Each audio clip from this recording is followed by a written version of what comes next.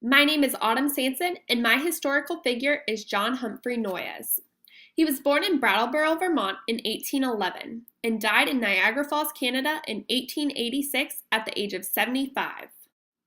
In college, Noyes started to become very religious. However, instead of following a traditional denomination, he formed his own set of beliefs he said came from the Bible and God. His main belief was that perfection is attainable, and this is found through conversion to Christianity and strong will to follow God's teaching. Knowing the traditional Christian view that Jesus was the only man on earth to be truly perfect, this may sound kind of strange. But looking at a few of his other beliefs helps in understanding why he formed these views. He thought that Jesus had already had his second coming and now was living in a new age. This new age required perfection to secure salvation. In order to reach this utopian, he felt he needed to create his own utopian society. By this time, he had already attracted followers, and they were set to create a heaven on earth, so to speak. In order to do this, he formed one of his beliefs that is often regarded as his most famous. He believed in a concept called complex marriage.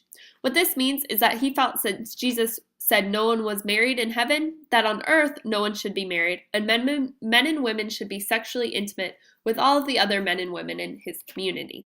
His beliefs were far from what was considered traditional at the time. He was criticized by Americans, but he also criticized Americans. He felt like his beliefs were right, so he thought that it was wrong that you could get forgiveness after conversion, that you could continue sinning after conversion. He felt you needed to be perfect right after you were converted into a Christian if you wanted to get into heaven. Noyes may not have improved the life of all Americans, but he did make some contributions to society. He created a society called the Oneida Community in the early 1840s. By some definitions, this may have been considered a cult, but Noyes felt it was a perfect place for perfectionists. As the community recruited members, it began to grow. They designated jobs, and the community began to thrive, especially after a member invented a new form of steel trap, which was better than all the others. They were also big producers of silverware, and while the community dissolved, this company still remains today. This helped boost America's economy. Another way Noyes contributed to American society is some of his new ideals.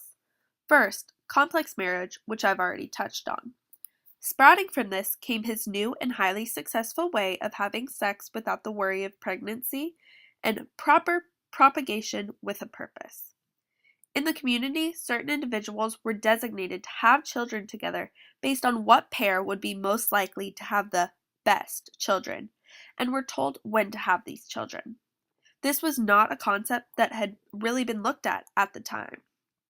As far as a lasting impact goes, some of these practices are still practiced today, although they cannot be confirmed to be traced back specifically to Noyes. Sadly for Noyes, it seems like most sources mainly discuss his impact on society being his encouragement of safe social sex. Since Noyes' overall goal was to build a heaven on earth, it's safe to say his goal was unattainable. A utopian society cannot exist on earth, even in a thriving community.